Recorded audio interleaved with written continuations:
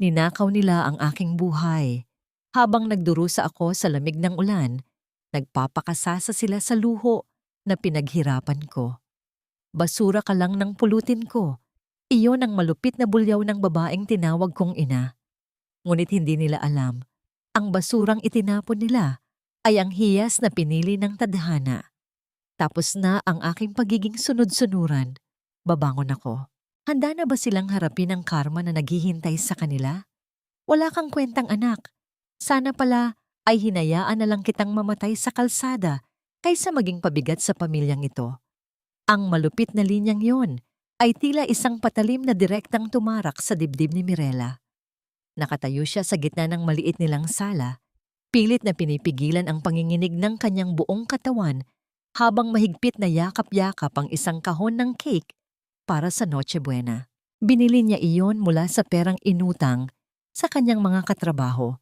Umaasang kahit papaano ay mararamdaman nila ang diwa ng Pasko.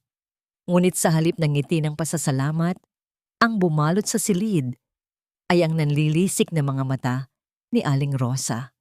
Parang tinakasan ng dugo ang mukha ni Mirela. Ang kanyang lalamunan ay tila sinasakal ng isang hindi nakikitang kamay at ang mga pamilyar na pader ng bahay ay biglang nagmistulang isang malamig na kulungan na nagpapahirap sa kanyang huminga.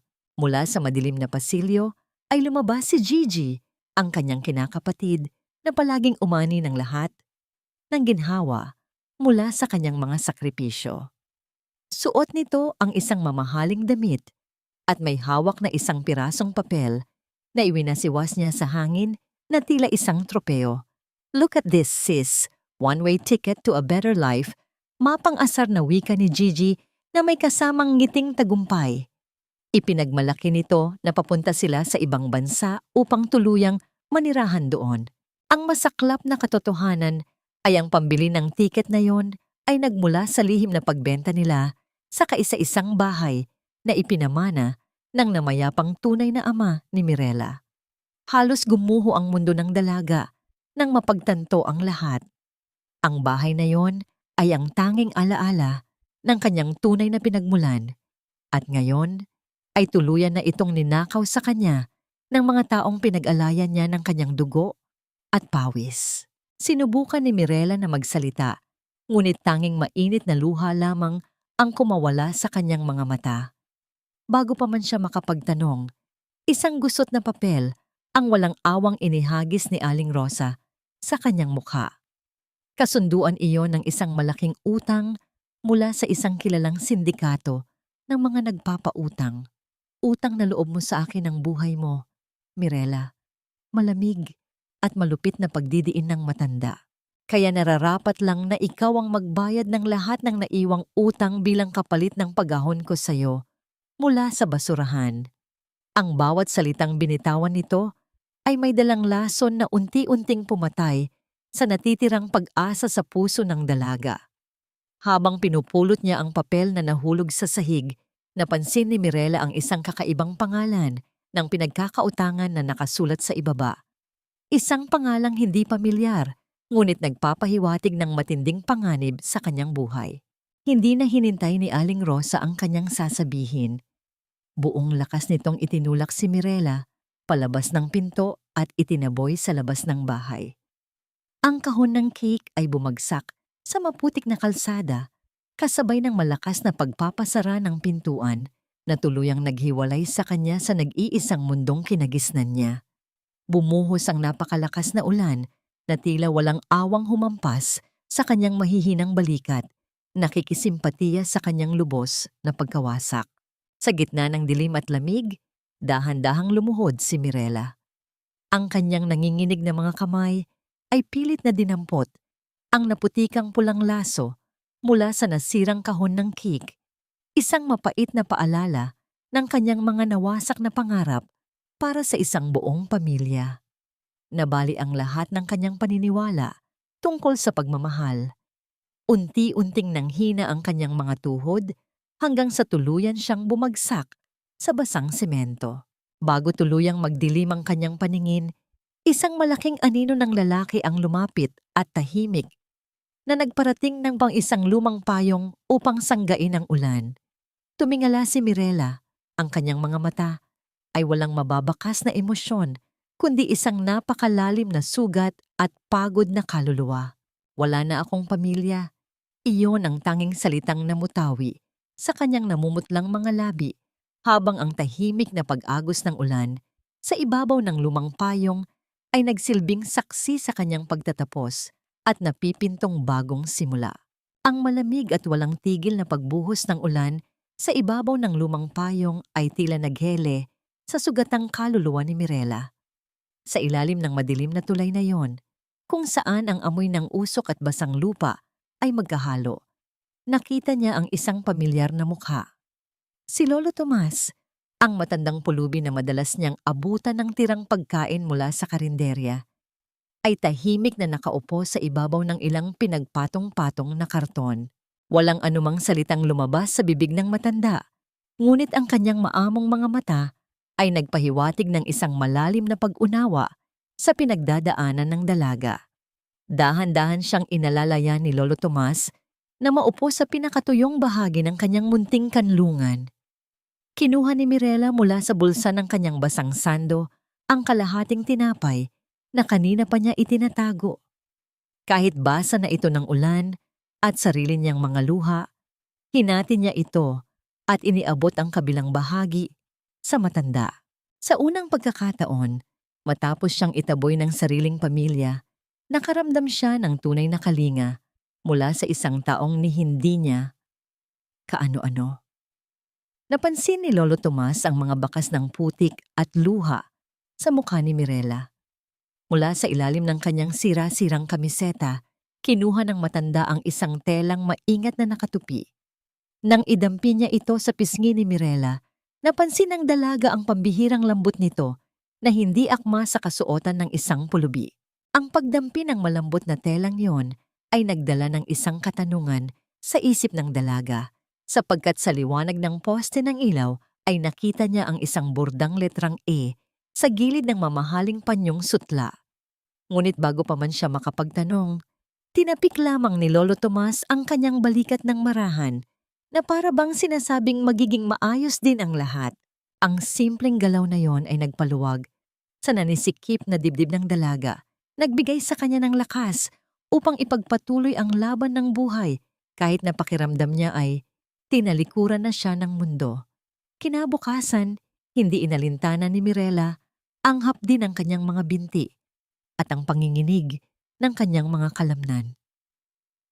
Natagpuan niya ang kanyang sarili sa likod ng isang maliit na karinderya, nakayuko sa harap ng mga nakatambak na hugasin. Ang malamig na tubig at matapang na sabon ay lalong nagpasugat sa kanyang mga kamay. Ngunit patuloy lang siya sa pagkayod. Kailangan niyang mabuhay, hindi lamang para sa sarili, kundi para sa matandang nagbigay sa kanya ng masisilungan. Habang pinupunasan niya ang pawis sa kanyang noo, hindi niya namalaya na may isang pares ng matatalim na mata ang tahimik na nagmamasid sa kanya. Sa kabilang kalsada, sa loob ng isang itim na kotseng may makapal at madilim na salamin, nakaupo si Gabriel. Ang matipunong binata ay nakasuot ng formal na kasuotan. Ang kanyang mukha ay kasing lamig ng yelo. Sa paningin niya, ang dalagang nagpapanggap na naghihirap at nag-aalaga sa matandang pulubi ay isang mapaglinlang na linta na may maitim na balak. Mahigpit niyang naikuyom ang kanyang mga kamao, naghihintay ng tamang pagkakataon upang ibunyag ang inaakala niyang kasakiman nito. Ngunit ang tahimik na pagmamasid na yon ay nabasag nang biglang dumating ang isang grupo ng mga dambuhalang lalaki sa tapat ng karinderya. Binalot ng matinding takot ang puso ni Mirela nang makilala niya ang mga ito, ang mga tauhan ng sindikatong pinagkakautangan ni Aling Rosa na ngayon ay nakapangalan sa kanya. Bago pa man makapagtago ang dalaga, mahigpit na hinawakan ng isang lalaki ang kwelyo ni Lolo Tomas na noon ay tahimik na naghihintay sa gilid. Napatili si Mirela sa gulat, nakikiusap at nagmamakaawang huwag sakta ng matanda. "Wala kaming pakialam sa mga drama mo, miss. Either you pay up now o babasagin namin ang mga buto ng matandang ito, banta ng pinuno ng grupo habang masamang nakatingin sa kanya. Ang malakas na paghampas ng magaspang na palad ng lalaki sa kahoy na mesa ay nagpatahimik sa buong paligid. Nag-iwan kay Mirela sa isang matinding kalbaryo kung saan ang buhay ng nag-iisang taong nagpakita sa kanya ng kabutihan ay nakasalalay ngayon sa kanyang mga walang labang kamay. Walang pag-aalinlangan na inihagis ni Mirela ang kanyang sarili upang magsilbing harang sa pagitan ng malulupit na lalaki at ng walang kalaban-labang matanda.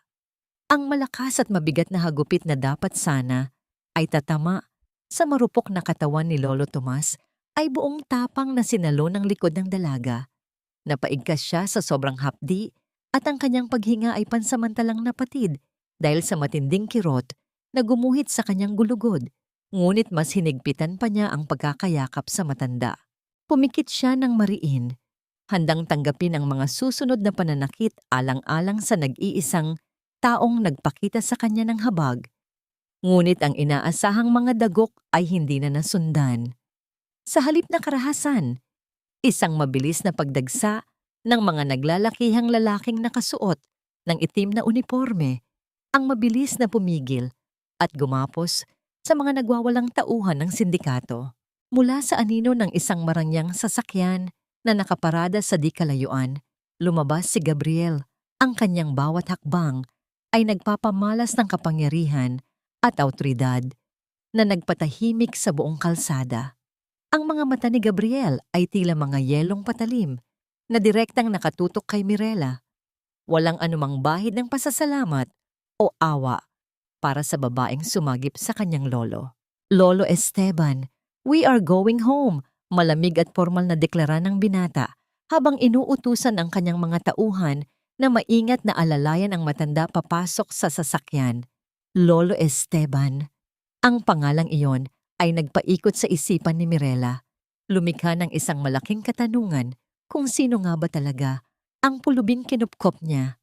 Bago pa man siya makabawi sa pagkalito, bumaling sa kanya si Gabriel at dumukot ng isang makapal na bungkos ng pera mula sa loob ng kanyang mamahaling kasuotan. You can stop your pathetic acting now, miss. Mapangutyang wika nito habang pinagmamasdan ng punit-punit na damit ng dalaga.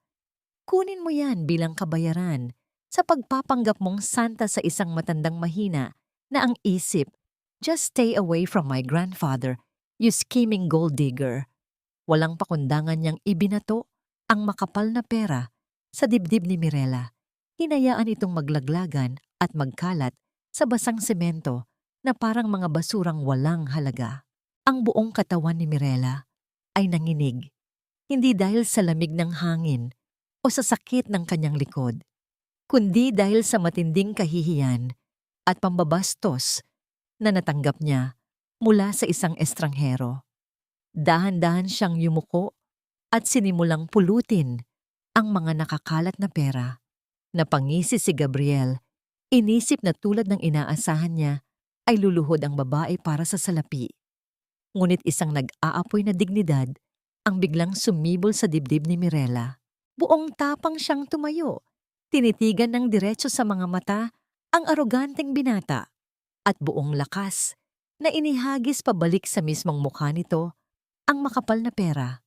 Ang mga makukulay na papel ay nagliparan sa hangin, dahan-dahang bumabagsak sa pagitan nilang dalawa na tila mga dahong tinangay ng hangin. Sa kalagitnaan ng nagliliparang mga salapi, nasilayan ni Gabriel ang lumuluhang mga mata ni Mirela na nag-aalab sa matinding paninindigan at nasugatang pagkatao. Hindi lahat ng tao ay nabibili ng pera mo at hindi ko kailangan ng limos ng isang taong walang puso. Mariin at nanginginig na pahayag ng dalaga na nag-iwan ng isang sandali ng pagkabigla sa kaluluwa ng binata. Ang nagbabagang sagupaan ng kanilang mga paningin ay biglang nawasak ng isang garalgal na paghinga ang nagmula sa loob ng sasakyan. Si Lolo Tomas, na ngayon ay tinatawag na Don Esteban, ay nakasapo sa kanyang dibdib. Ang kanyang mukha ay kasing puti ng papel dahil sa isang matinding atake sa puso. Ang kanyang nanginginig na kamay ay pilit na nakaabot sa direksyon ni Mirela. Nagmamakaawa ng tulong bago tuluyang nawalan ng malay. Ang gulat sa mukha ni Gabriel ay napalitan ng isang nag-aalab na galit at matinding pag-aalala. "Look what you did!" Bulyaw niya kay Mirela. Tuluyang isinisisi rito ang nangyari. "Kapag may nangyaring masama sa lolo ko, I will make sure you rot in hell." Mabilis na isinara ng mga tauhan ang pintuan ng kotse upang isugod ang matanda sa ospital. Iniwang nakatayo si Mirela na mag-isa at lubos na naguguluhan sa gitna ng kalsada. Ang matinis na sirena ng paparating na ambulansya ay pumunit sa makapal na talukbong ng gabi, eksaktong sumasalamin sa nakakabinging iyak ng pangungulila at takot na muling nagwasak sa puso ng naiwang dalaga. Ang nakasisilaw na liwanag mula sa naglalakihang aranya ng mansyon ay tila naging mapanghusgang mga mata na nakatitig sa kaawa-awang kalagayan ni Mirela. Nang iwan siya ng mga tauhan sa pinakagitna ng napakalawak na bulwagan, pakiramdam niya ay isa siyang ligaw na ibon na nakulong sa isang gintong hawla. Bago pa man dumampi ang kanyang mga paa sa makapal at kumikinang na alpombra na nakalatag sa sahig, isang malalim na pakiramdam ng hiya ang bumalot sa kanyang pagkatao. Dahan-dahan at buong pag-iingat niyang hinubad ang kanyang pudpod na sapatos, itinabi iyon sa isang sulok at hinayaang ang kanyang mga nakapangpaang talampakan ang makaramdam sa lambot ng telang hindi kailanman nabibilang sa kanyang mahirap na mundo. Ang simpleng kilos na yon ay isang tahimik na pag-amin sa sarili ng kanyang abang kalagayan. Isang kilos na hindi nakaligtas sa paningin ng lalaking nagmamay-ari ng buong kaharian. Mula sa itaas ng marangyang hagdanan, bumaba ang isang figura na nagdulot ng labis na pagkabigla sa dalaga. Hindi na ito ang mahina at madunggis na si Lolo Tomas na kasalo niya sa kalahating tinapay sa ilalim ng tulay. Ang lalaking papalapit sa kanya ay nakasuot ng pormal at mamahaling kasuotan, tuwid ang tindig, at may taglay na kapangyarihang nagpapasunod sa lahat ng nakapaligid sa kanya. Siya si Don Esteban, ang bilyonaryong nagpanggap upang hanapin ang tunay na kabutihan sa puso ng mga tao. Buong lambing nitong hinawakan ang nanginginig na mga kamay ni Mirela, humihingi ng tawad sa lahat ng paglilihim at nagpapahayag ng walang hanggang pasasalamat sa pagliligtas ng dalaga sa kanyang buhay. Subalit ang madamdaming tagpong yon ay mabilis na nabasag ng marahas na bumukas ang malaking pinto at pumasok ang isang nagngangalit na Gabriel. "Lolo, this is absurd. Why did you bring this woman into our home?" Madiin at puno ng pag-akusang tanong ng binata. Inihagis niya sa ibabaw ng babasaging mesa ang isang makapal na folder na naglalaman ng mga papeles at larawan ni Mirela sa squatter, kabilang ang mga patong-patong na utang na ipinangalan sa kanya ni Aling Rosa. "She is nothing but a master manipulator, Lolo. Ginamit niya ang kahinaan mo para makapasok sa pamilyang ito." Bawat salitang lumabas sa bibig ni Gabriel ay parang mga matatalim na karayom na paulit-ulit na itinusok sa pusong sugatan ni Mirela. Gusto niyang sumigaw, ipagtanggol ang kanyang sarili, ngunit ang matinding bigat ng mga maling akusasyon ay nagpaparalisa sa kanyang lalamunan. Ngunit sa halip na maniwala sa apo, isang malakas at makapangyarihang tinig ang nagmula kay Don Esteban, nag-uutos kay Gabriel na manahimik.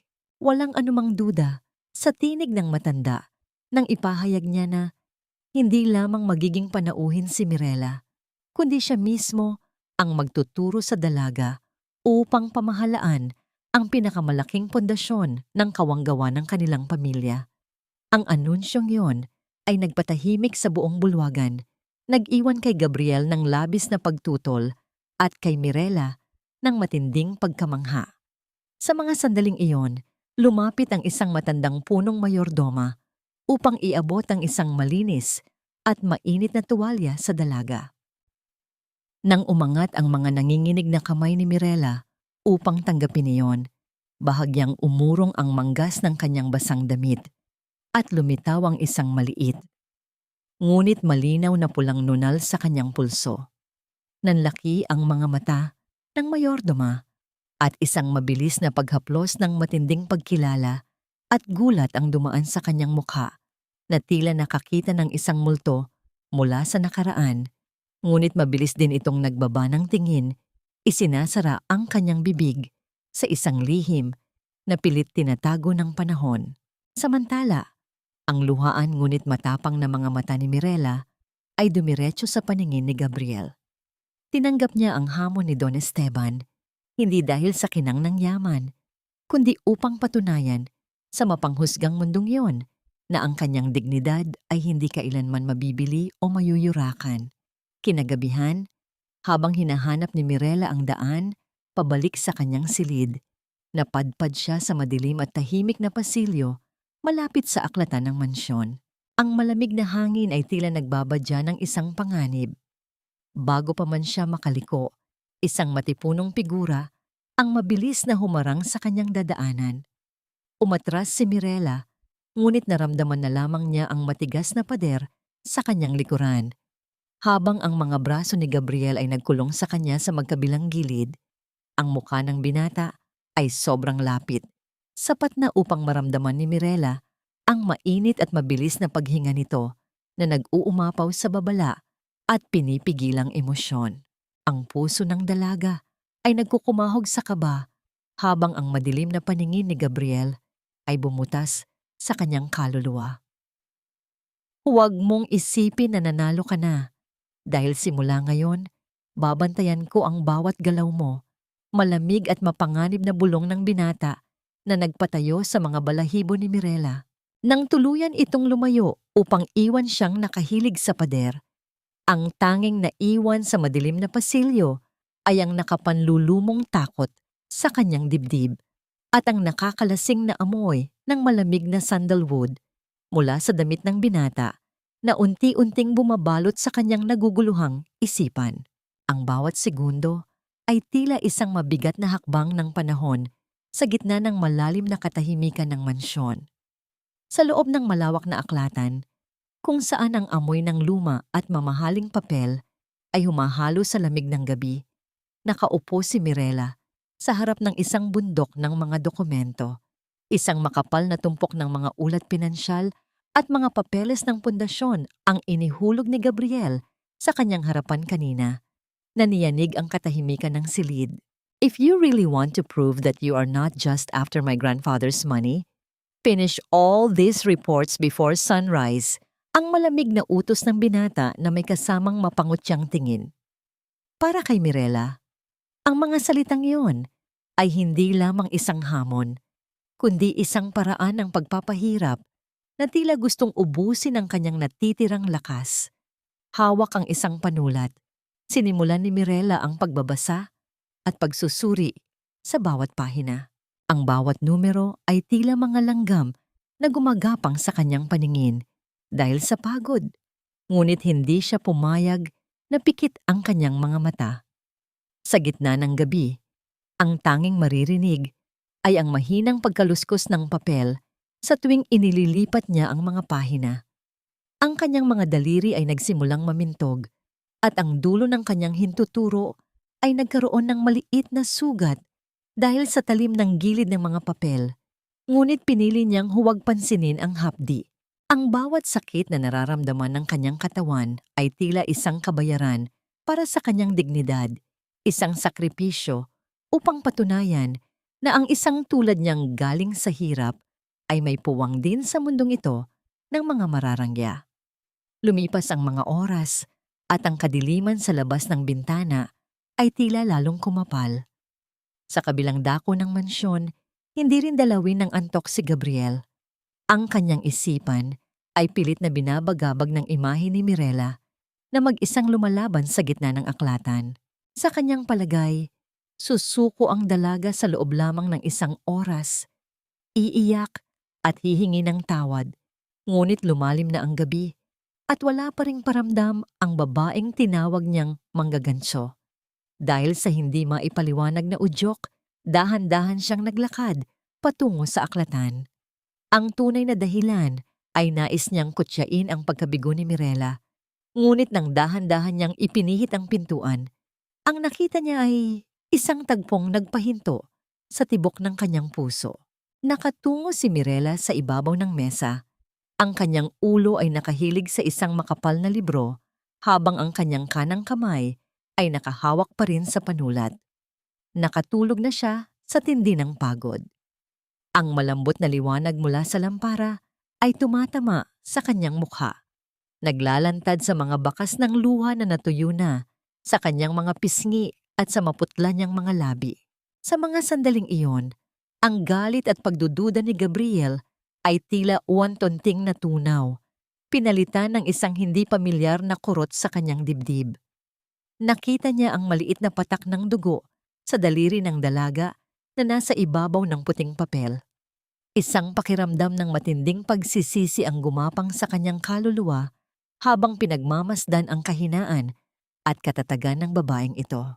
Sa isang paraan na tila siya mismo ay natatakot na mahuli ng sariling konsensya, dahan-dahang hinubad ni Gabriel ang kanyang suot na itim na Amerikana. Lumapit siya ng napakabagal. Pinipigilan ang bawat tunog ng kanyang mga hakbang sa ibabaw ng makinis na sahig. Maingat niyang ibinalot ang kanyang Amerikana sa mga balikat ni Mirela, ang mabigat na tela na may kasamang init ng kanyang katawan at ang nakakalasing na amoy ng sandalwood ay tila naging isang mainit na yakap para sa natutulog na dalaga. Sa sandaling iyon, ang agwat sa pagitan ng kanilang mga mundo ay tila pansamantalang naglaho. Isang lihim na pangako ng proteksyon ang nabuo sa katahimikan. Isang damdaming hindi pa kayang aminin ni Gabriel kahit sa kanyang sarili. Nang sumapit ang bukang liwayway, ang kulay rosas na sinag ng araw ay nagsimulang pumasok sa bintana, ngunit ang kapayapaang iyon ay mabilis na nabasag. Nagising si Mirela sa ingay ng mabilis na pagpasok ng matandang punong mayordoma. Ang mukha nito ay bakas ang matinding pagkabalisa. Hawak nito ang isang pahayagan at ang kanyang mga kamay ay nanginginig sa takot. Mirela, Gabriel, kailangan ninyong makita ito. Ang nanginginig na boses ng mayordoma na tila isang babala ng paparating na bagyo. Ang malaking balita sa unang pahina ay may kasamang malinaw na larawan ni Mirela at Don Esteban sa ilalim ng tulay na may pamagat na nagbabansag sa dalaga bilang isang mapanganib na manggaganso na bumibiktima sa mga matatandang bilyonaryo. Ang mundo na pilit nilang binubuo sa loob ng mansyon ay tila biglang gumuho habang ang tunay na kaaway ay nagsisimula na sa kanilang pinakamapanirang hakbang. Ang bawat pahina ng ulat na hawak ni Gabriel ay tila naglalabas ng isang nakakasunog na init na dumadaloy sa kanyang mga palad. Sa loob ng kanyang opisina, ang tanging nagbibigay ng liwanag ay ang malamlam na ilaw mula sa mesa, habang ang anino ng katotohanan ay unti-unting lumalamon sa kanyang mga dating paniniwala. Binabasa niya ang bawat salitang nakasulat sa imbestigasyon tungkol sa nakaraan ni Mirela, ang bawat pangungusap tungkol sa pagtatrabaho ng dalaga sa 3 magkakaibang lugar sa loob ng isang araw, ang malupit na pagbenta ni Aling Rosa sa bahay na pamana ng kanyang tunay na ama, at ang pasakit na dinanas niya upang mabayaran ang mga utang na hindi naman sa kanya, ay tila mga sampal na nagpabago sa anyo ng kanyang mukha. Naramdaman ni Gabriel ang isang matinding bigat sa kanyang dibdib, isang uri ng pagsisisi na hindi niya inaasahang mararamdaman para sa babaeng tinawag niyang manggaganso. Naalala niya ang bawat mapait na salitang ibinato niya rito, ang bawat mapanghusgang tingin na ipinamukha niya sa dalaga.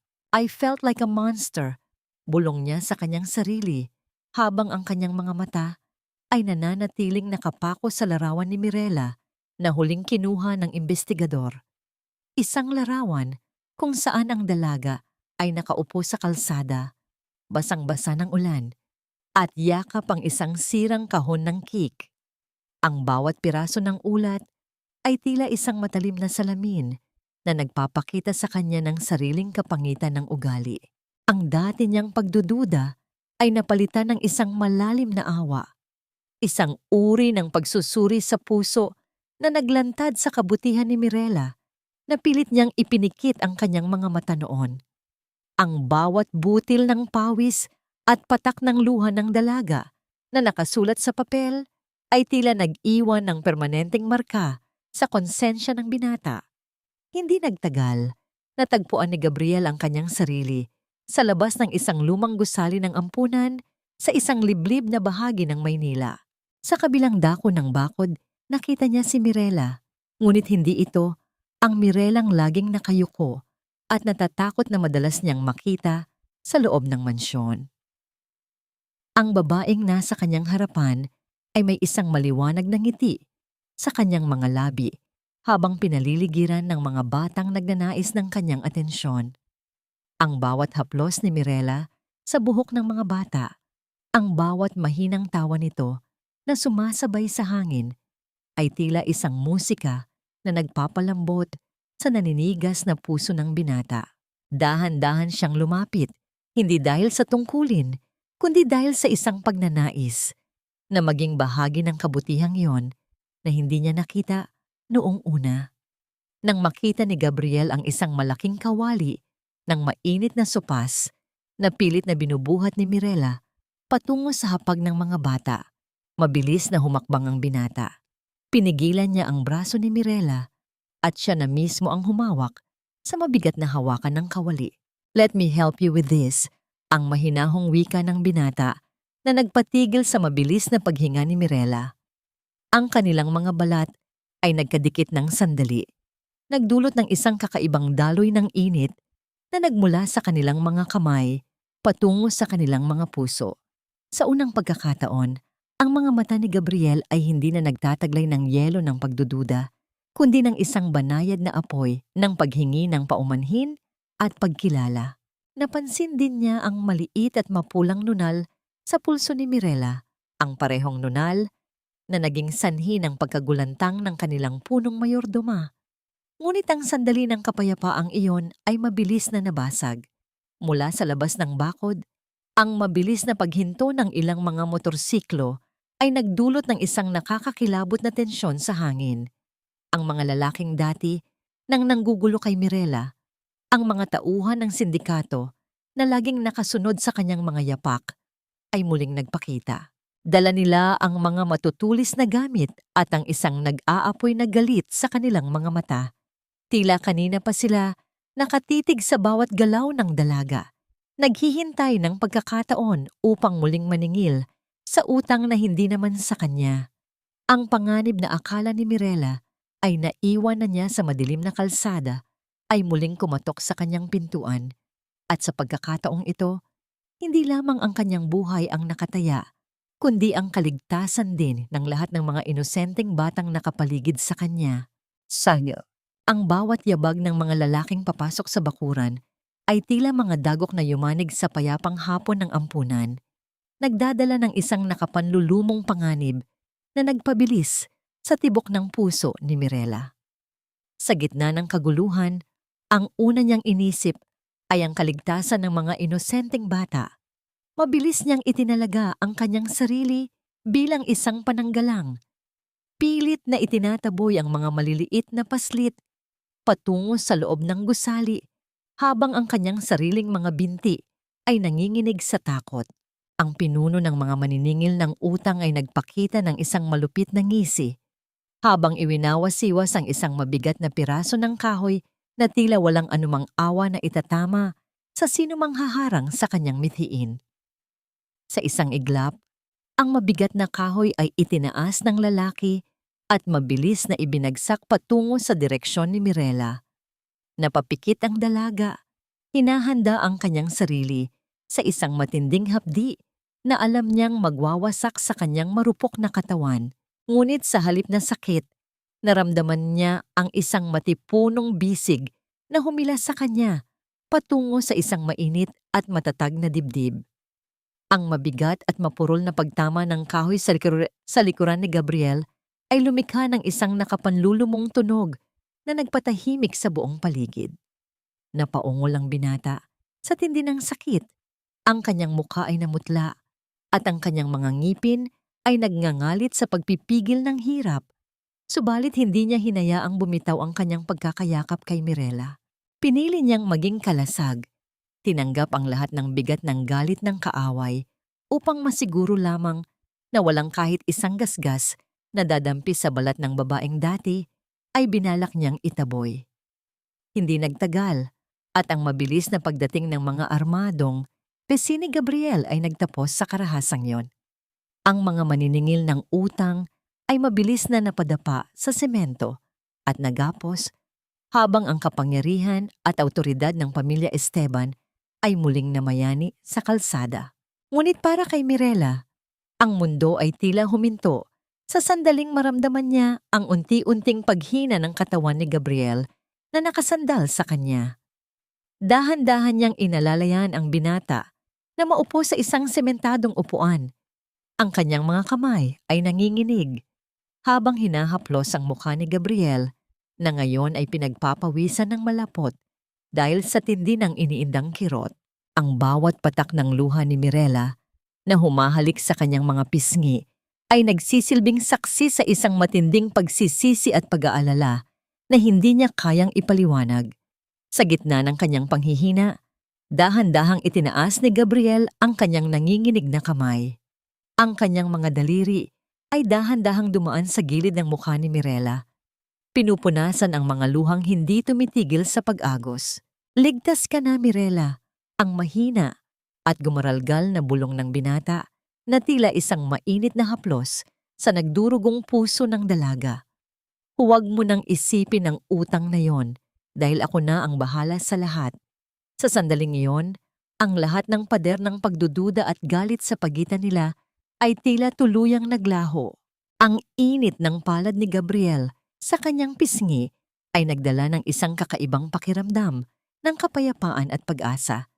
Isang sandali ng pagkakaisa na nagpatunay na sa likod ng bawat yelo ay may apoy na handang magsakripisyo. Gayunpaman, ang sandali ng kaligtasan ay mabilis na pinalitan ng isang bagong uri ng pighati. Pagdating sa loob ng mansyon, ang kapaligiran ay binalot ng isang nakabibinging katahimikan habang ang doktor ng pamilya ay lumalabas mula sa silid ni Gabriel. Ang bawat hakbang ng doktor sa ibabaw ng makinis na sahig ay tila isang hatol na nagpapabigat sa dibdib ni Mirela. Tumingin ang doktor sa dalaga na may kasamang malalim na buntong hininga at isang malungkot na ekspresyon. Ang pinsala sa kanyang likod ay malalim at tumama sa bahagi ng kanyang tuligulod. Ang mahinahong paliwanag ng doktor na tila isang malamig na tubig na ibinuhos sa nag-aalab na pag-asa ni Mirela. Maaring hindi na siya makalakad ng normal sa loob ng mahabang panahon. Ang mga salitang iyon ay paulit-ulit na umalingaw-ngaw sa isipan ni Mirela na nag-iwan sa kanya ng isang katanungang dudurog sa kanyang kaluluwa gabi-gabi. Paano niya magagawang harapin ang bawat araw kung ang taong nagligtas sa kanya ay kailangang magbayad ng sarili nitong kalayaan para lamang sa kanyang kaligtasan? Ang bawat paghinga ni Gabriel ay tila isang mabigat na pasanin na nagpapaluha sa mga mata ni Mirela habang siya ay tahimik na nakaupo sa tabi ng kama ng binata. Ang silid ay nababalot ng isang malungkot na katahimikan, tanging ang mahinang paggalaw ng mga kurtina dahil sa hangin ang nagbibigay ng buhay sa paligid. Hinaplos ni Mirela ang kamay ni Gabriel. Ang kanyang puso ay puno ng pasasalamat at matinding dusa dahil sa sakripisyong ginawa nito para sa kanya. Ngunit sa kabilang dako ng lungsod, isang kakaibang uri ng dilim ang muling nagtitipon. Sa isang maduming eskinita, nakatayo ang dalawang babaeng tila mga anino ng kanilang dating marangyang anyo. Si Aling Rosa at Gigi ay bumalik sa bansa na may bitbit na kahihiyan at gutom matapos ang kanilang pananatili sa ibang bansa na nauwi sa wala dahil sa mga maling desisyon at panlilinlang. Ang galit at inggit ay muling nag-apoy sa mga mata ni Gigi nang masilayan niya sa isang lumang telebisyon sa kalsada Ang balita tungkol sa pamilya Esteban. Nakita niya ang larawan ni Mirela na ngayon ay maayos na ang kalagayan at kinikilala bilang anyan ng bilyonaryong si Don Esteban. Look at her. Ma, parang prinsesa na siya habang tayo ay naghihirap dito. Ang nanginginig na tinig ni Gigi na puno ng puot. Hindi pinalipas ni Aling Rosa ang pagkakataon, mabilis na nabuo sa kanyang isipan ang isang bagong plano ng pagsasamantala. Sa kanyang paningin, si Mirela ay nananatiling isang ari-arian na maaari niyang gamitin upang muling makaahon sa putikan. Sa gitna ng gabi, ang dalawa ay naglakad patungo sa malaking mansyon ng mga Esteban, bit-bit ang isang sining ng pagpapanggap na mas matalas pa sa anumang patalim. Ang katahimikan sa labas ng mansyon ay marahas na binasag ng mga malalakas na hiyaw at pagsusumamo ni Aling Rosa. Naglulupasi ang matanda sa harap ng naglalakihang bakal na gate, hinahayaan ang kanyang sarili na madumihan ng alikabok upang magmukhang kaawa-awa sa mata ng mga dumadaan. Mirela, anak ko, patawarin mo ang iyong ina. Ang kanyang mga sigaw ay tila mga tinik na pumasok sa pandinig ni Mirela na noon ay nasa loob ng silid ni Gabriel. Naramdaman ng dalaga ang isang matinding panginginig sa kanyang mga tuhod at ang mabilis na paglamig ng kanyang mga palad. Ang nakaraan na akala niya ay tuluyan na niyang naiwan ay muling kumatok sa kanyang pintuan. Bit-bit ang parehong takot na matagal nang nagnakaw ng kanyang kapayapaan. Sa gitna ng kanyang pag-aalinlangan, naramdaman ni Mirela ang mahigpit na paghawak ni Gabriel sa kanyang kamay mula sa ilalim ng kumot. Kahit mahina, ang tingin ng binata ay nagbibigay ng babala at proteksyon. Huwag kang matakot. Andito ako. Ang mahinang bulong ni Gabriel na nagpadaloy ng kaunting init sa nanlalamig na katawan ni Mirela. Gayunpaman, si Don Esteban, na nakamasid mula sa kanyang itaas na silid, ay nagbigay ng utos na papasukin ang dalawang babae.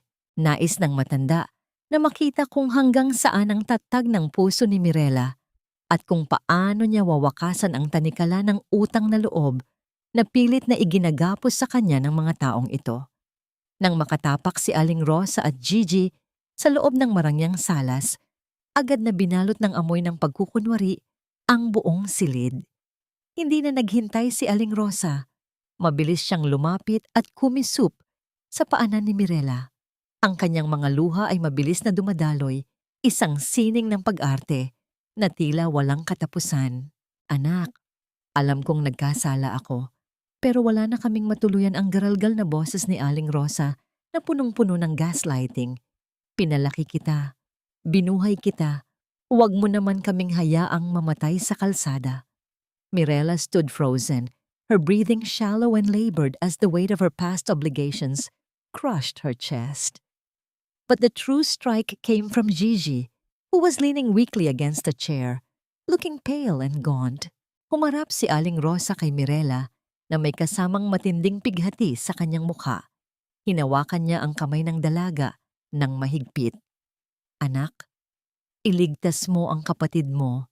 May taning na ang buhay niya dahil sa isang malubhang sakit at wala kaming pambili ng gamot. Ang malupit na pahayag ni Aling Rosa na tila isang huling hantungan para sa konsensya ni Mirela. Ang bawat salita ay parang isang lason na muling pumatay sa katahimikang pilit na binuo ni Mirela sa loob ng mansyon. Napatingin si Mirela kay Gabriel na nakamasid mula sa pintuan at pagkatapos ay sa umiiyak na ina na dati ay nagtapon sa kanya sa ulan. Isang tanong ang nag-iwan ng matinding sugat sa kanyang puso. Ito ba ay isang tunay na pagsisisi o muli lamang siyang hinuhuli ng isang bitag na mas malupit pa sa kamatayan? Ang bawat titik sa hawak na papel ni Mirela ay tila mga laso na dahan-dahang gumagapang sa kanyang mga mata patungo sa kanyang puso. Ang medikal na ulat na nagsasabing malubha ang sakit ni Gigi ay nanginginig sa kanyang mga kamay, habang ang tunog ng bawat mabigat na paghinga ni Aling Rosa ay tila isang pamilyar na tanikala na muling humihigpit sa kanyang leeg. Mirela, Hindi ako nagsisinungaling. Look at the papers.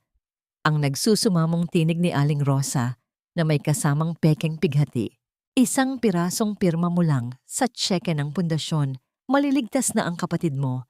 Hindi ba't utang mo sa akin ang buhay mo? Huwag ka namang maging ganito kamanhid ngayong nakatira ka na sa palasyo. Ang mga salitang yon ay tila mga matatalim na kuko na kumakalmot sa sugatang dignidad ni Mirela. Pilit siyang ibinabalik sa panahong siya ay isang sunod-sunuran lamang.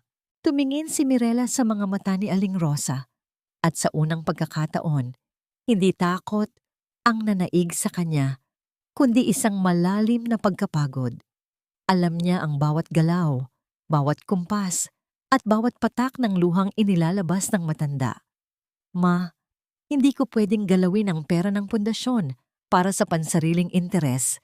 Ang mahinahon, ngunit matatag na sagot ni Mirela na naging sanhi ng paniningkit ng mga mata ni Aling Rosa. Hindi iyan para sa akin. Para yan sa mga taong nangangailangan. At hindi ako magnanakaw para lang sa mga kasinungalingan ninyo. Ang bawat salita ni Mirela ay tila isang pader na pilit niyang itinatayo upang protektahan ang kanyang bagong pagkatao. Kahit na ang bawat hibla ng kanyang kalamnan ay sumisigaw sa tindi ng stress at dusa.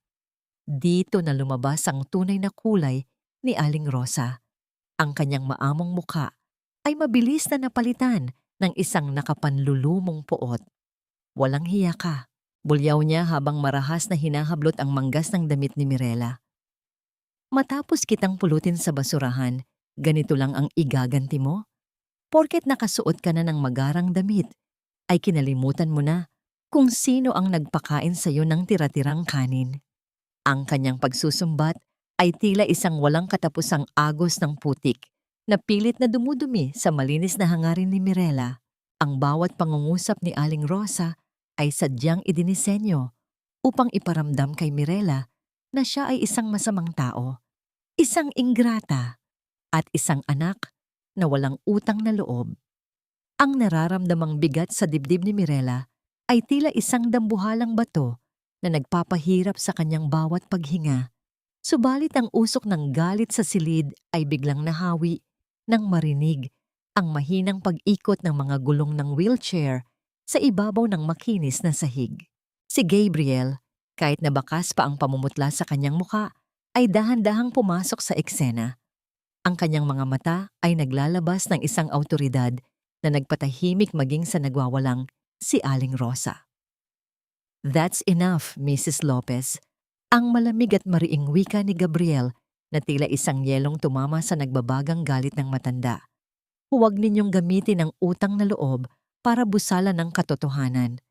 I've seen people like you before, and believe me, your drama won't work here. Sa kabila ng kanyang pisikal na panghihina, ang bawat salita ng binata ay nagsilbing isang matatag na kalasag para kay Mirela na nagbibigay dito ng lakas na hindi nito kayang hanapin ng mag-isa.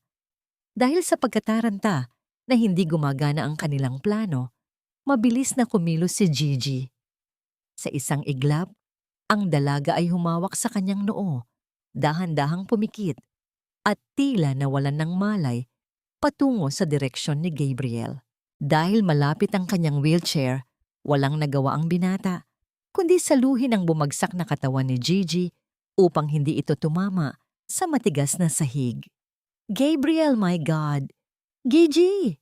Ang hysterical na sigaw ni Aling Rosa habang pilit na isinisiksik ang sarili sa pagitan ni Gabriel at Mirela.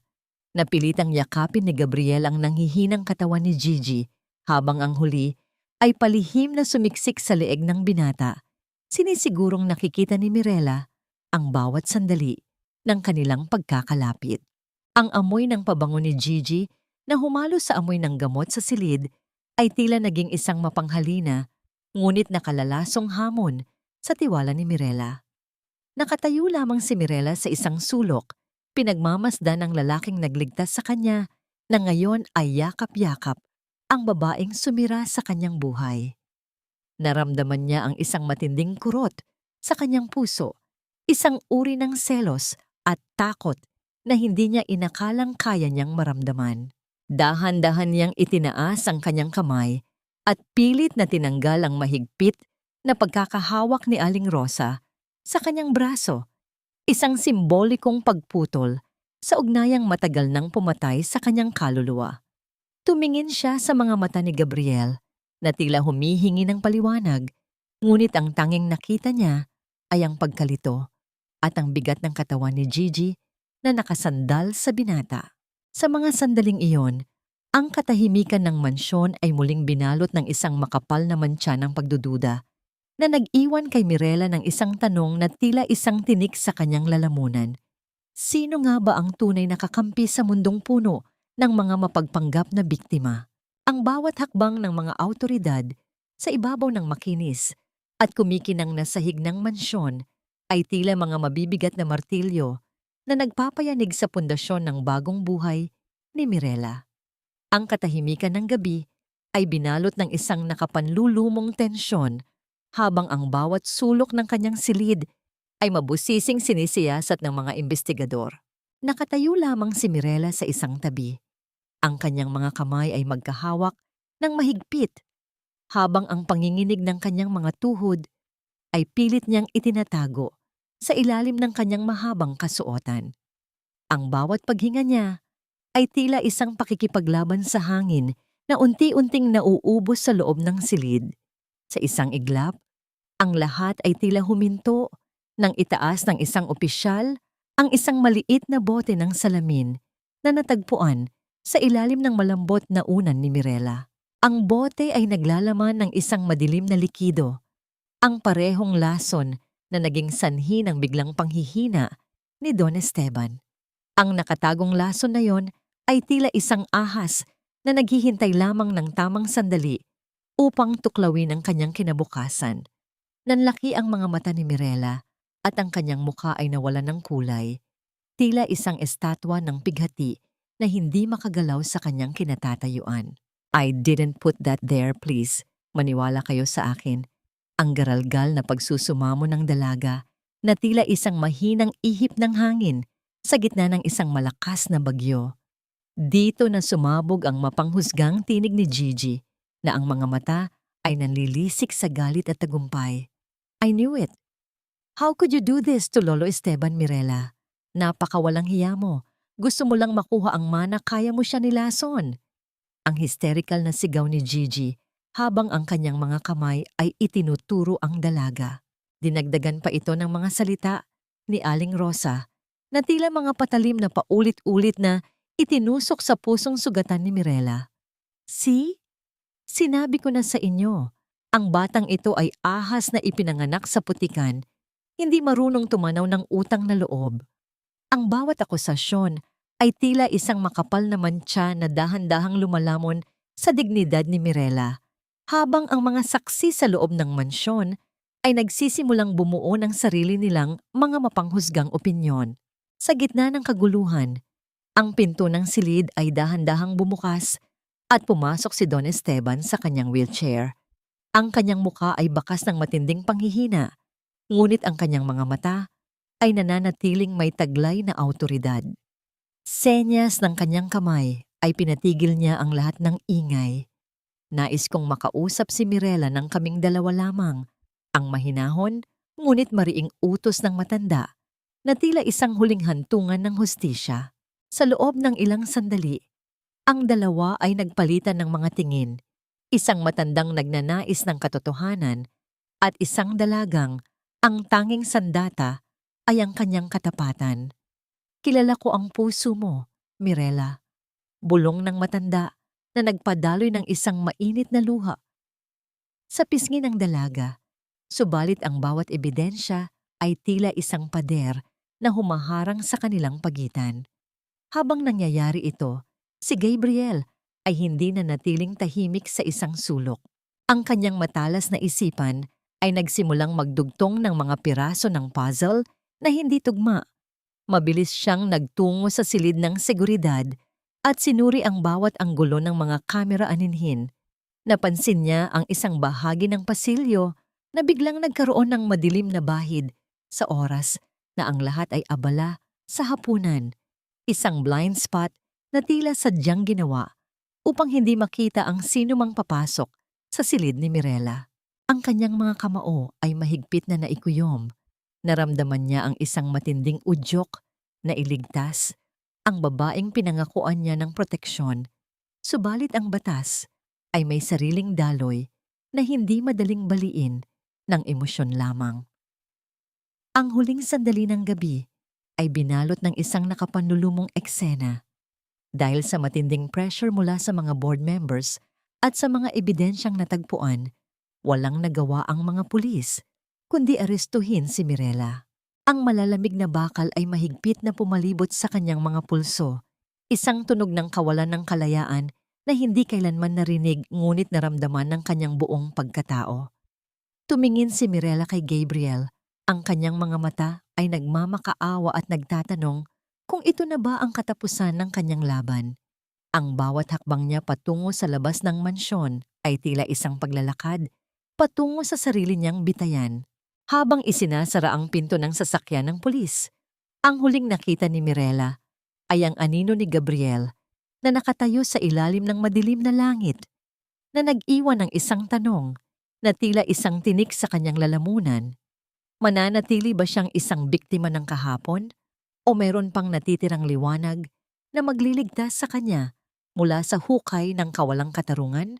Ang bawat minuto sa loob ng malamig at madilim na selda ay tila isang kawalan ng hangganan para kay Mirela.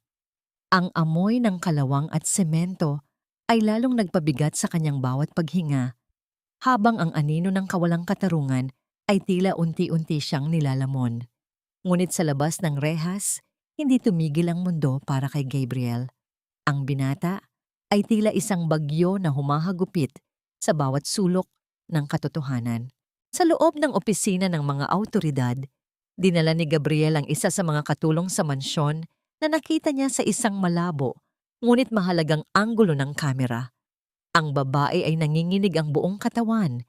Ang kanyang mga mata ay hindi makatingin ng diretso habang ang presensya ni Gabriel ay tila isang dambuhalang pader na nagpapaliit sa kanyang mundo. Tell them the truth o titiyakin ko na hindi ka lang mawawala ng trabaho, kundi mabubulok ka rin sa kulungan kasama ng mga taong nag-utos sa iyo. Ang malamig at mariing banta ni Gabriel na nagpaluhod sa takot na katulong. Dahil sa matinding pressure at sa pangakong proteksyon ni Gabriel, tuluyan nang bumigay ang katulong. Sa pagitan ng kanyang mga hikbi, ikinuwento niya kung paano siya binayaran ni Gigi upang itanim ang bote ng lason sa ilalim ng una ni Mirela, habang ang lahat ay abala sa kaguluhan ng hapunan. Ang bawat salita ng pag-amin ay tila isang matalim na gunting na pumutol sa mga nakagapos na kasinungalingan. Mabilis na kumilos ang mga awtoridad base sa bagong ebidensya at testimonya. Ang pagpihit ng susi sa loob ng bakal na trangka ng selda ay lumikha ng isang matinis na tunog ng paglaya na nagpatayo sa mga balahibo ni Mirela. Nang bumukas ang mabigat na pinto, hindi siya makapaniwala na ang madilim na panaginip ay natapos na rin sa wakas. Ang paglakad ni Mirela palabas ng himpilan ng pulisya ay tila isang muling pagsilang. Ang malamig na hangin ng madaling araw ay humalik sa kanyang mga pisngi, tila hinuhugasan ang lahat ng dumi at sakit ng nakaraang gabi. Sa tapat ng gusali, nakatayo si Gabriel sa tabi ng kanyang sasakyan. Ang liwanag ng mga pose sa kalsada ay nagbibigay ng isang banayad na kislap sa kanyang mga mata na ngayon ay punong-puno ng ginhawa at paghanga. Hindi na nakapaghintay pa si Mirela. Sa gitna ng tahimik na kalsada, tumakbo siya patungo sa binata at buong lakas na isinubsob ang kanyang muka sa dibdib nito. Ang pagyakap ni Gabriel sa kanya ay tila isang mahigpit na pagtanggap, isang kumpas ng pagmamahal na nagsasabing hindi na siya kailanman mag-iisa sa gitna ng laban. I'm so sorry, Mirela. I should have protected you better. Ang gumaralgal na bulong ni Gabriel habang hinahaplos ang magulo at madungis na buhok ng dalaga. Ang init ng katawan ni Gabriel at ang pamilyar na amoy ng kanyang pabango ay tila naging isang gamot na nagpahilom sa bawat sugat ng kaluluwa ni Mirela. Sa mga sandaling iyon, ang lahat ng takot at pagdududa ay naglaho. Pinalitan ng isang matatag na paniniwala na sa piling ng lalaking ito, muli siyang makakatayo ng may dangal. Ang kanilang pagkakayakap sa ilalim ng madilim na langit ay tila isang tahimik na sumpaan na wala ng anumang kasinungalingan ang makakapaghiwalay sa kanila. Gayunpaman, ang sandali ng kaligayahan ay mabilis na nabahiran ng isang panibagong pangamba. Habang inaalalayan ni Gabriel si Mirela papasok sa sasakyan, ang pag-vibrate ng telepono ng dalaga sa loob ng kanyang bulsa ay nagdulot ng isang kakaibang kaba. Isang mensahe mula sa isang hindi kilalang numero ang bumungad sa kanya. Kung gusto mong mabuhay ang lolo mo, pumunta ka mag-isa sa lumang bodega sa Riles, ang nakasulat sa screen na tila isang itim na marka sa kanilang bagong simula. Ang mga kamay ni Mirela ay muling nanginig at ang kanyang paghinga ay naging mababaw habang binabasa ang bawat titik ng banta. Ang laban na akala niya ay tapos na ay tila nagsisimula pa lamang sa isang mas mapanganib na yugto, kung saan ang buhay ng taong itinuturing niyang tunay na kapamilya ay nakataya sa isang madilim na sugal. Ang bawat hakbang ni Mirela sa loob ng abandonadong bodega ay tila isang paglalakad sa gitna ng isang masukal na panaginip, kung saan ang amoy ng kalawang at luma ay humahalo sa lamig ng gabi. Ang tanging liwanag na nagmumula sa buwan ay pumapasok sa mga siwang ng sirang bubong na nagbibigay ng mahahabang anino sa bawat sulok ng silid. Doon, sa gitna ng kadiliman, nakatayo si Aling Rosa na may hawak na isang matalim na bagay, habang si Gigi ay nakaupo sa sahig at pilit na nagtatago ng kanyang mukha.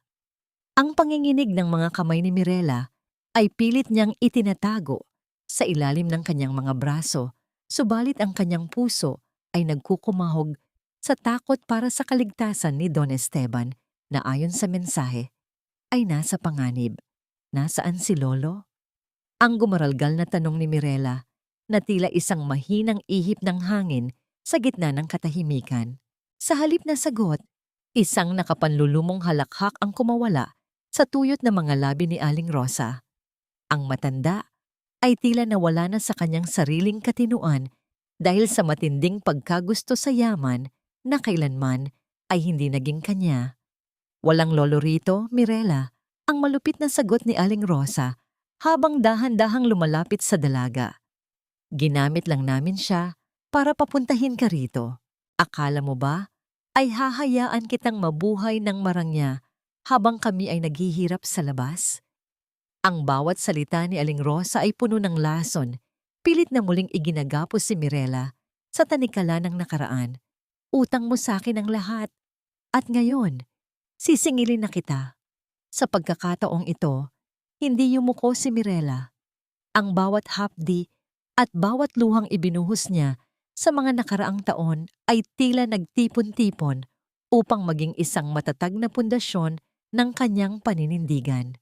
Tiningnan niya ng diretso ang babaeng tinawag niyang ina, at ang kanyang tinig ay hindi na nanginginig sa takot kundi nag-aapoy sa matinding kapayapaan. Hindi na ako ang batang pulubing maaari ninyong paglaruan, ma, ang mariing pahayag ni Mirela na tila isang hatol sa gitna ng dilim. Binayaran ko na ng sarili kong dugo ang bawat sentimong ginastos ninyo sa akin. Ang pagmamahal na ibinigay ko ay sapat na upang maputol ang anumang utang na loob na pilit ninyong isinusumbat. Sa mga sandaling iyon, ang pader ng gaslighting na matagal nang kumukulong sa kaluluwa ni Mirela ay tuluyan ng gumuho. Ang tensyon sa loob ng bodega ay mabilis na napalitan ng isang mabilis na pagkilos nang ang mga sinag ng ilaw mula sa mga flashlight ay pumasok sa bintana. Ang mabilis na pagdagsa ng mga awtoridad kasama si Gabriel ay nagbigay ng wakas sa madilim na paghaharap na yon. Mabilis na napalibutan ng mga pulis ang dalawang babae, habang si Gigi ay bumigay sa kanyang sariling takot at nagsimulang umiyak ng malakas.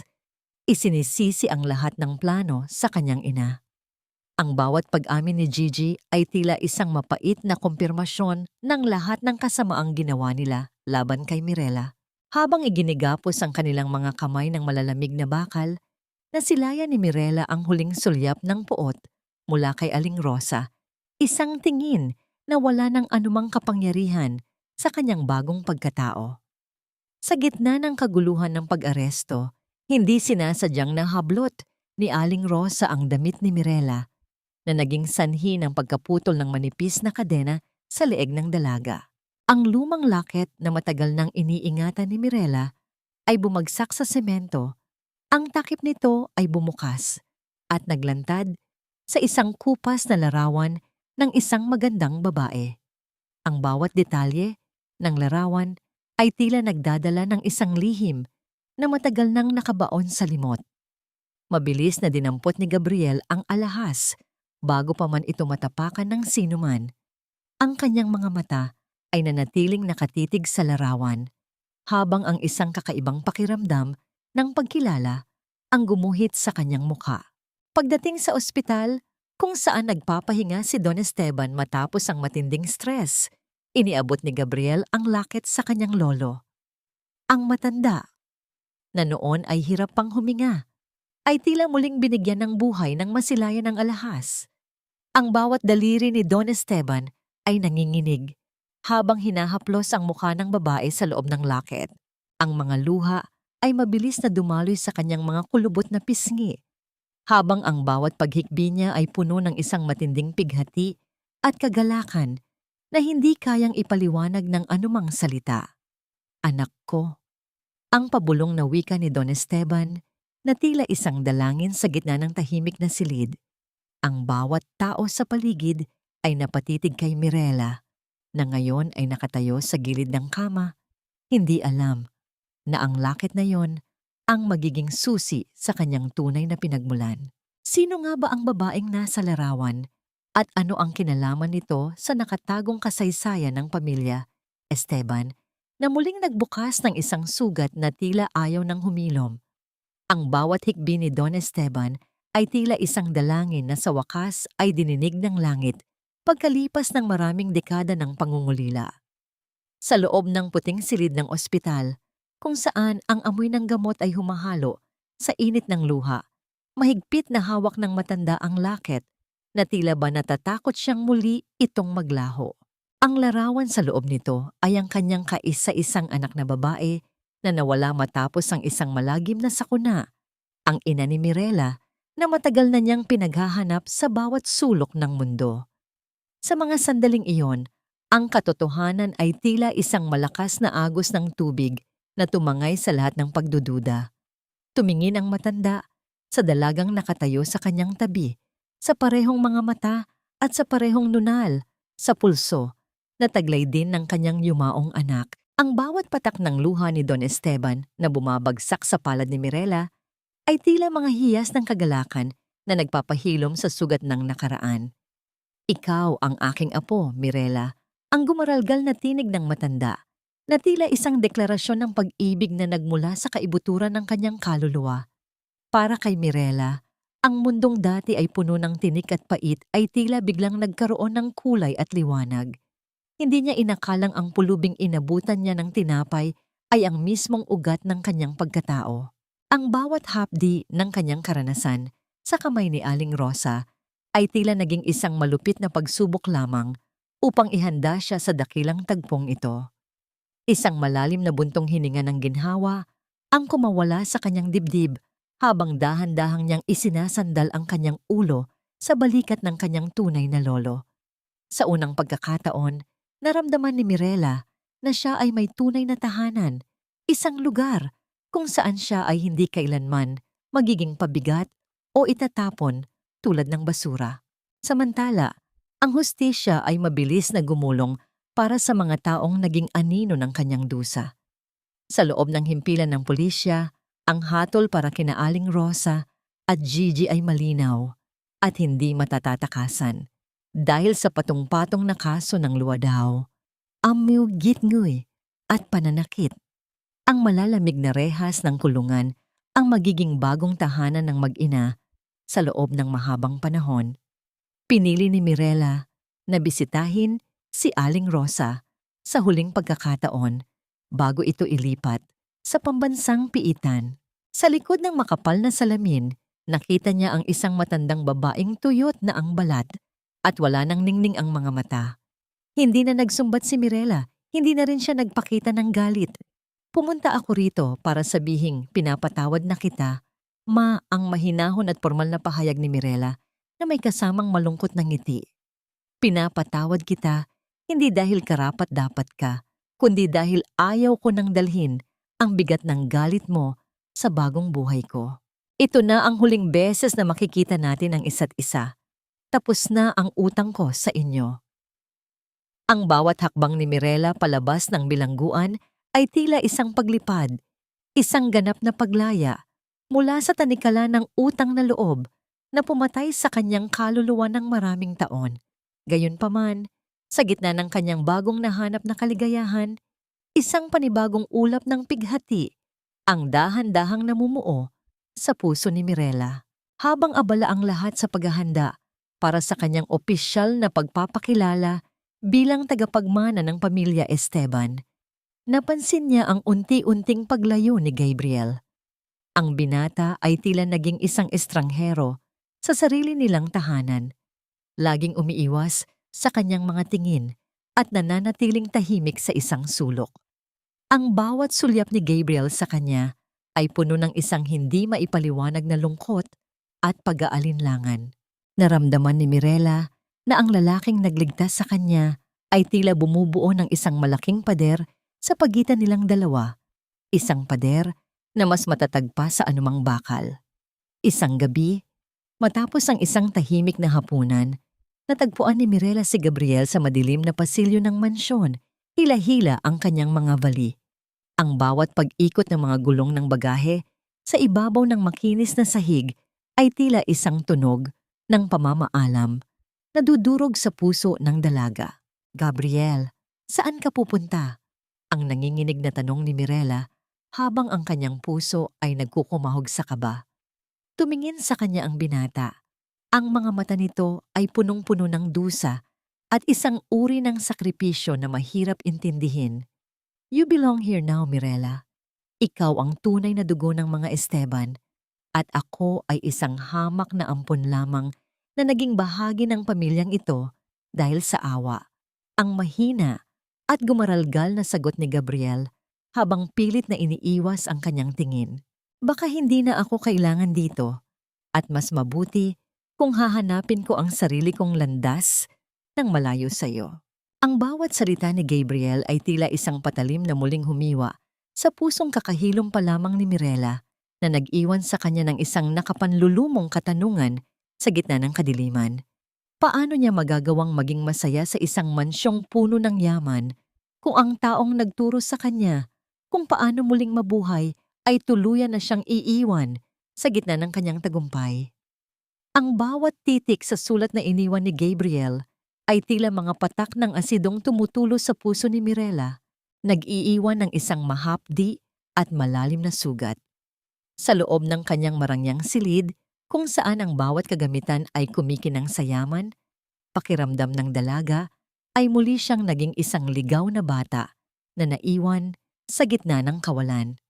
Ang panginginig ng kanyang mga kamay ay naging sanhi ng pagkalaglag ng papel sa sahig, at ang bawat patak ng kanyang luha ay dahan-dahang bumasa sa pirma ni Gabriel na tila ba nais nitong burahin ang masakit na pamamaalam.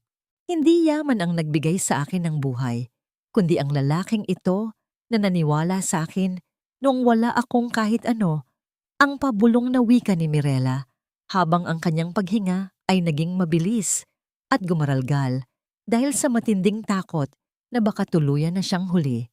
Nakalimutan ni Mirela ang kanyang dignidad bilang isang tagapagmana.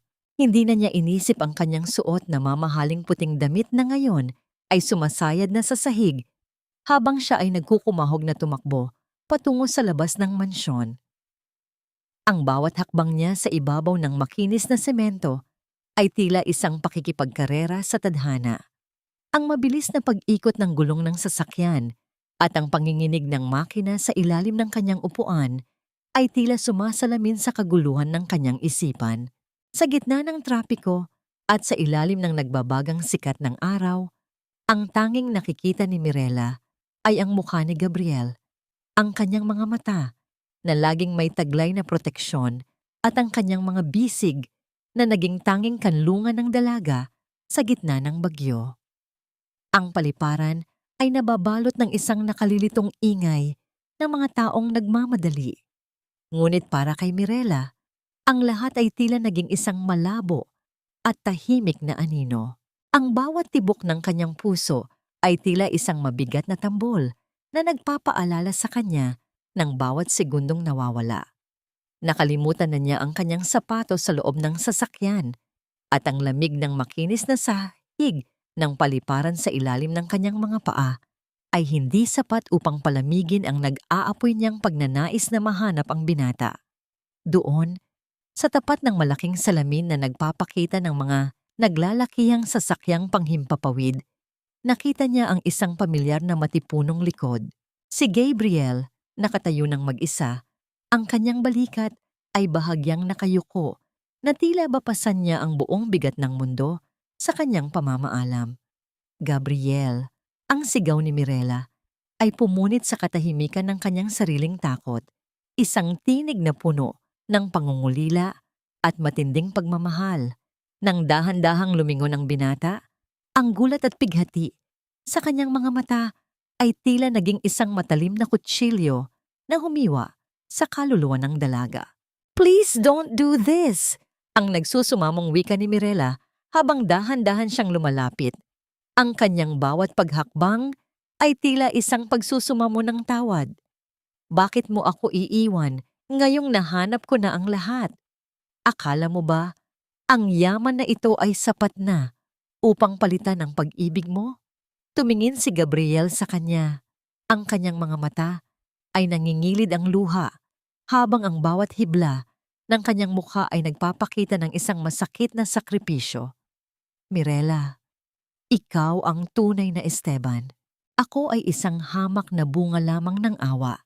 Hindi ako karapat-dapat na manatili sa tabi mo at maging anino ng iyong tagumpay." Sa halip na sumagot, mabilis na lumapit si Mirela at buong lakas na isinubsob ang kanyang mukha sa dibdib ni Gabriel.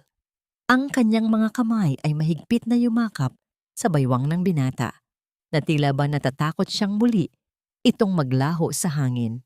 Ang init ng katawan ni Gabriel at ang pamilyar na amoy ng kanyang balat ay tila naging isang mahiwagang gamot na nagpatigil sa panginginig ng buong pagkatao ni Mirela.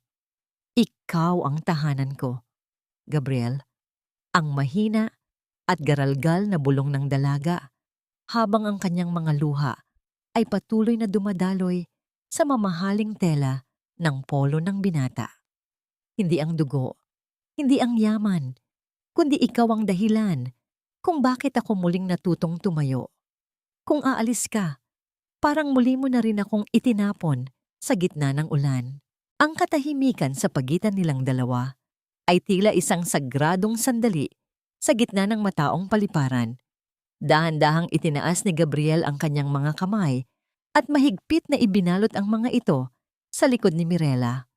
Ang kanyang pagyakap ay tila isang pag-amin sa sariling kahinaan at isang pangako ng walang hanggang pananatili. Sa mga sandaling iyon, ang lahat ng pader ng pagdududa at kawalan ng tiwala sa sarili ay tuluyang naglaho. Gayunpaman, sa gitna ng kanilang madamdaming pagkakaisa, isang hindi inaasahang pangyayari ang nagdulot ng isang panibagong emosyon. Ang sistema ng pag-apula ng apoy sa kisame ng paliparan ay biglang naglabas ng isang banayad na hamog ng tubig dahil sa isang pagkakamali sa teknikal. Ang bawat patak ng tubig na humahalik sa kanilang mga balat ay tila naging isang artipisyal na ulan. Hinuhugasan ang lahat ng pait ng nakaraan at binibinyagan ang kanilang bagong simula. Ang malakas na pintig ng kanilang mga puso na magkasabay na tumitibok ay tila isang awit ng tagumpay. Subalit sa likod ng bawat ngiti at yakap, isang tanong ang nananatiling nakalutang sa hangin. Sapat na nga ba ang pag-ibig upang harapin ang mga bagong hamon na naghihintay sa kanilang pagsasama sa ilalim ng mapanghusgang mata ng lipunan. 3 taon na ang lumipas simula nang ang mga pader ng mansyon ng mga Esteban ay naging saksi sa isang masakit na pamamaalam na nauwi sa isang matamis na pangako. Ang sikat ng araw sa hapong yon ay tila isang banayad na haplos ng ginto sa malawak na hardin kung saan ang bawat talulot ng mga rosas ay sumasayaw sa ihip ng hanging humahalik sa paligid. Sa gitna ng hardin, nakatayo ang isang gusaling yari sa puting bato, ang Mirela Esteban Healing Center. Isang pundasyong itinatag ni Mirela upang magbigay ng masisilungan at bagong pag-asa sa mga kababaihan at batang nakaranas ng pang-aabuso at matinding kahirapan. Ang bawat hakbang ni Mirela sa loob ng pundasyon ay puno ng katiyakan at kapayapaan. Ang kanyang mukha ay wala ng bakas ng takot, kundi isang nagniningning na dangal ng isang babaeng nahanap na ang kanyang tunay na halaga. Ang bawat bata na lumalapit kay Mirela upang magmano ay tumatanggap ng isang mainit na ngiti at yakap na tila ba nais niyang iparamdam na sa mundong ito, mayroon silang kakampi. Sa isang sulok ng hardin, nakaupo si Don Esteban sa kanyang paboritong sikdo. Ang kanyang mga mata ay nananatiling nakapako sa kanyang apo na may kasamang matinding pagmamalaki at pasasalamat sa langit. Ang matanda ay tila mas naging masigla. Ang bawat paghinga niya ay hindi na puno ng bigat ng lihim, kundi ng kagalakan ng isang pamilyang sa wakas ay nabuo ng may katapatan. Alam niya na ang kanyang pamana ay nasa mabuting mga kamay, hindi dahil sa dugo, kundi dahil sa busilak na puso ng dalagang minsan niyang sinubok sa ilalim ng isang madilim na tulay. Sa gitna ng kanyang pakikipag-usap sa mga bata, naramdaman ni Mirela ang isang pamilyar na init sa kanyang likuran. Dahan-dahang lumapit si Gabriel. Ang kanyang bawat hakbang ay nagpapamalas ng isang matatag na suporta na hindi kailanman bumitaw sa loob ng 3 taon. Hindi na siya ang aroganteng binata na puno ng pagdududa, kundi isang lalaking natutong magmahal ng walang kondisyon. Maingat niyang hinawakan ang kamay ni Mirela at dahan-dahang pinagsiklop ang kanilang mga daliri. Isang simple ngunit makapangyarihang kumpas ng pag-ibig na nagpapahiwatig na sila ay iisang kaluluwa na ngayon. Handa na ang lahat para sa hapunan. Mirela, ang mahinahong wika ni Gabriel na may kasamang malambing na tingin. Napangiti ang dalaga at bahagyang isinandal ang kanyang ulo sa balikat ng asawa. Ninanamnam ang amoy ng sandalwood na tila naging pabango ng kanyang kaligtasan. Malayo sa marangyang buhay na ito, sa loob ng pambansang piitan, ang oras ay tila huminto para kina Aling Rosa at Gigi. Ang bawat araw nila ay puno ng pagsisisi at pait habang pinagmamasdan ang matatayog na rehas na naghihiwalay sa kanila sa mundong dati ay pilit nilang ninaisan na nakawin. Ngunit para kay Mirela, ang anino ng 2 babaeng ito ay wala na sa kanyang puso. Pinatawad na niya sila, hindi dahil karapat-dapat sila sa kanyang habag, kundi dahil ang kapatawaran ang naging susi upang tuluyan siyang makalaya sa kulungan ng kanyang sariling pait. Ang bawat pananakit at pagtataksil na dinanas niya ay tila naging mga abono lamang sa lupa upang ang kanyang karakter ay lumaking matatag at puno ng pag-unawa. Ang tunay na hustisya para sa kanya ay hindi ang makitang nagdurusa ang iba, kundi ang makitang ang sarili niyang buhay ay naging isang daluyan ng pagpapala para sa mga taong walang-wala. Habang ang kulay rosas na ulap ay dahan-dahang nagpapaalam sa huling sinag ng araw, lumapit ang isang maliit na batang lalaki kay Don Esteban. Hila-hila ang isang maliit na basket ng tinapay. Sa isang kumpas na tila ba muling isinasabuhay ang nakaraan, kinuha ng bata ang isang piraso at iniabot ito sa matanda na may kasamang tapat ng ngiti. Ang bawat paggalaw ng bata ay tila isang salamin ng kabutihang ipinakita ni Mirela noon.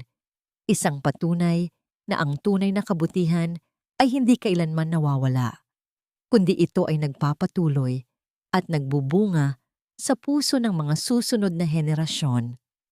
Ang bawat butil ng tinapay na ibinahagi ay tila naging isang simbolo ng isang bagong utang na loob. Isang utang na loob na hindi nakagapos sa sakripisyo, kundi nakaugat sa malayang pagmamahal. Tumingala si Mirela sa malawak na langit at huminga ng malalim, hinahayaan ang bawat bahagi ng kanyang pagkatao na mapuno ng pasasalamat. Ang pamilya ay hindi lamang sa dugo. Ito ay sa mga taong piniling manatili at mahalin ka kahit noong ikaw ay walang-wala, ang huling kaisipang bumalot sa kanyang diwa. Ang bawat sakit, bawat patak ng ulan, at bawat gabing puno ng luha ay nagwakas na rin sa wakas. Sa piling ng kanyang tunay na pamilya at ng lalaking nagbigay sa kanya ng pakpak upang muling lumipad, nahanap ni Mirela ang kanyang tunay na paraiso. Isang paraisong hindi nabibili ng yaman, kundi binuo ng bawat hibla ng katapatan, pag-asa at walang hanggang pagmamahal.